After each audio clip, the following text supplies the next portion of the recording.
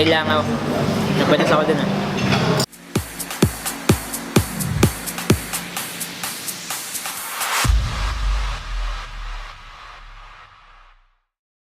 Hi man!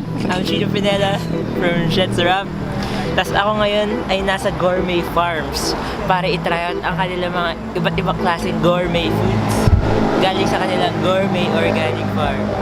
So as you can see, loner mode ako ngayon.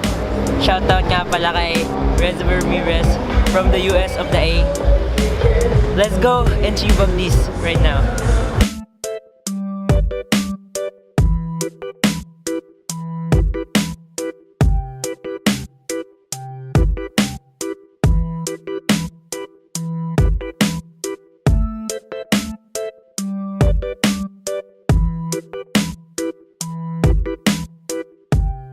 So, dun kanina meron silang vegetarian buffet table and we're about to taste their leafy things and kung ano-ano pa. So, so far, lahat ng ingredients dito, nalalasaan ko, fresh naman talaga sila. So, yung claim ng organic, legit naman feeling ko. Kasi, I taste it naman na fresh from the farm siya.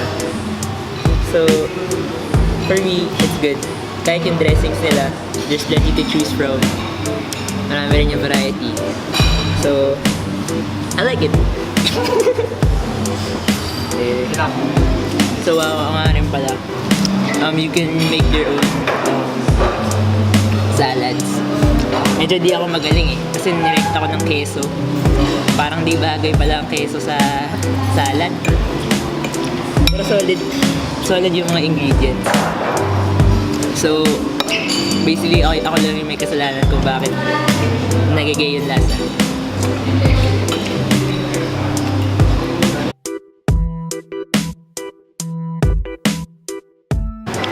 So, I just tasted the Primavera.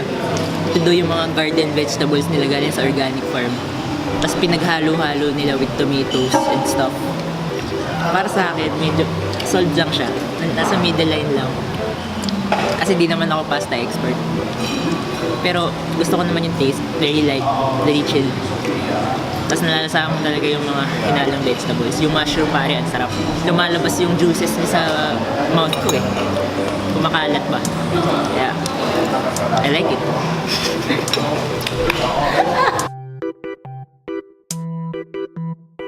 So, I just ate the Nero di Sebi pasta.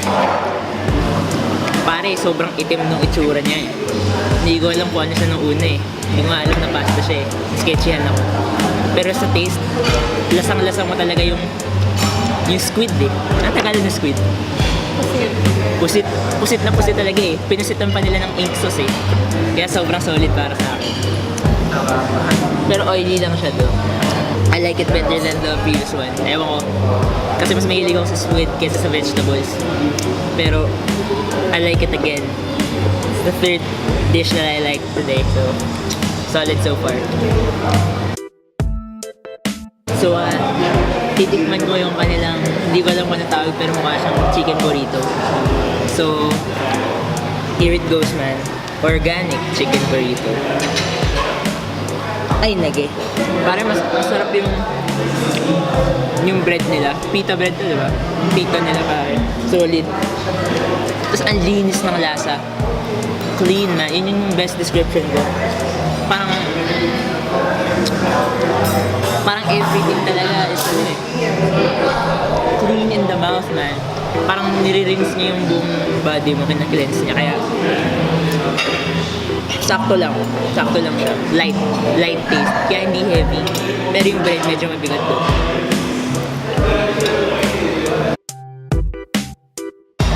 So, nakaspot ko lang ng Greek nachos nila. Ibang klase tong nachos na to. Kasi pare yung mismo nacho, lettuce. Naano ako dun, sumabagot ako. Hindi ko yung nakala. Kasi lasa talaga siyang nachos. Tapos yung kamatis. Kamatis yung lasa. Ganun siya ang kamatis. Tapos may hint pa ng spice. May hint pa ng spices, parang may mga olives pa yun. Parang it all brings it together. So, kumakain ako ng shrimp pizza. Hindi ko alam what pangalan niya. Pero, para sa akin, ox lang siya. Medyo malabig ko na kasi nakain. Masarap yung shrimp on top of it. Masarap talaga. Malasa. Pero yung the pizza itself, yung iba, parang weird eh. Kasi malamig na, so medyo matigas na. Pero yun, ox lang. Pero solid yung shrimp. Boom!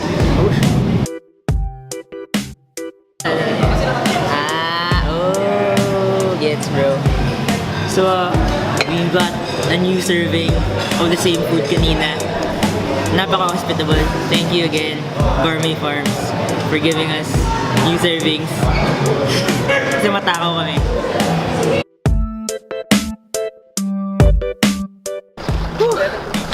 Busog na busog na ako. Intense. Intense yung kainan na yun So, ako nga pala, thanks to Zomato for this Zomato foodie dito. So we were able to meet the owners of the farm, the ones who manages it. So solid na solid.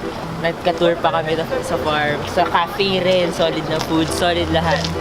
So I can say, nasasabi ko, ito ay isang shit, oh my gulay. Kasi napapaulala ka talaga sa gulay. Feeling mo parang, gulay, kadiri yan. Pero parang masarap. Parang yung nachos. Hindi ko nga alam kung ano yun. Ikala ko parang meat. Hindi man. All gulay. Solid na solid. Kaya solid na solid ako ngayon. Peace out. Boom! That was! Subscribe, comment, like, follow.